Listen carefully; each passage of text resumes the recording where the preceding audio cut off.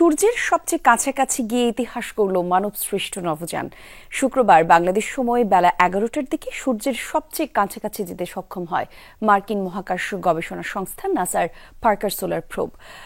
পৃথিবীর ইতিহাসে আর কোনো মহাকাশযানের সূর্যের এত কাছে যাওয়ার ঘটনা নজিরবিহীন। 6 বছর ধরে দীর্ঘ 61 লাখ কিলোমিটার পথ পাড়ি দিয়ে অনন্য এই মাইলফলক স্পর্শ করল স্পেসক্রাফটটি। বায়ুমণ্ডল পর্যবেক্ষণ ও গবেষণা সংক্রান্ত কাজে 2018 সালে সূর্যের উদ্দেশ্যে নভোযান পাঠায় মার্কিন মহাকাশ গবেষণা সংস্থা নাসা। নাম পার্কার সোলার প্রোব। বলা হয় উচ্চ তাপমাত্রা আর প্রতিকূল পরিবেশে টিকে থাকার মতো করে তৈরি করা হয়েছিল মহাকাশযানটিকে। দীর্ঘ 6 বছর অপেক্ষার পর মিলল তার প্রমাণ। মানব সৃষ্ট কোনো বস্তু হিসাবে সূর্যের সবচেয়ে কাছে যেতে সক্ষম হয়েছে মহাকাশযানটি। সূর্য থেকে মাত্র 38 লাখ কিলোমিটার দূরে অবস্থান নেয় পার্কার সোলার প্রোব। প্রচণ্ড তাপমাত্রা আর তীব্র বিকিরণে কয়েকদিন যোগাযোগ বিচ্ছিন্ন থাকার পর পৃথিবীতে সংকেত পাঠিয়ে নিজের অবস্থানের জানান দিয়েছে স্পেসক্রাফটটি। এটি সূর্যের সবচেয়ে কাছে যাওয়ার ঘটনা। গতকাল আমরা নিশ্চিত হতে পেরেছি যে মহাকাশযানটি টিকে আছে।